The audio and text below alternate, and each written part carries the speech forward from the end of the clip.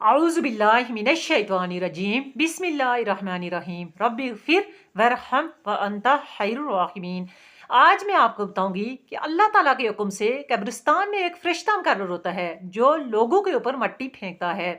फरिश्ता का लोगों के ऊपर मट्टी फेंकना रवायत है हज़रत अनस रज़ी अल्लाह ताला अन्हु और इब्ने अब्बास रज़ी अल्लाह ताला अन्हु से कि उन्होंने कहा कि फरमाया रसूल अकरम सल्लल्लाहु अलैहि वसल्लम ने कि अल्लाह ताला ने अपने हुक्म से कब्रिस्तान में एक फरिश्ता मुकर्रर कर रखा है, और जब किसी का कोई फौत हो जाता है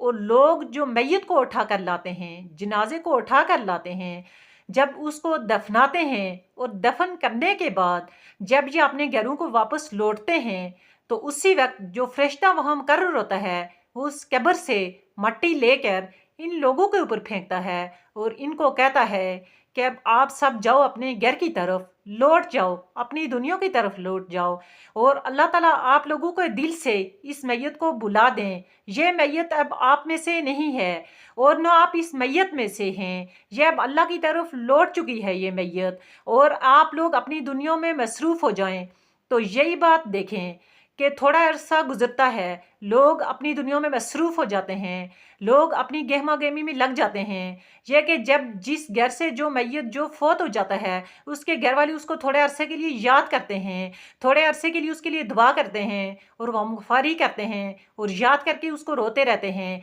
इसी तरह जब दिन हफ्तों में गुजरते हैं, हफ्ते महीनों में गुजरते हैं और महीने सालों में गुजरते हैं, तो फिर उसको आहिस्ता आहिस्ता बुलाते जाते हैं। यही बात है कि जब किसी को कोई ज़ख्म लगती है और ज़ख्म जो वो आहिस्ता आहिस्ता चढ़ती जाती है और इसी तरह वो पूरी फिर ठीक हो जाती है ज़ख्म। यही बात है कि जब किसी का कोई अपने अजीज़ करीबी रिश्तेदार फोत होता है, शुरू में तो उसको बहुत याद करते हैं, उसके लिए रोते हैं, दुआएं करते हैं, मग़फ़िरत करते हैं, लेकिन आहिस्ता आहिस्ता उसको बुलाते जाते हैं और एक वक्त आता है सालें गुजर जाती हैं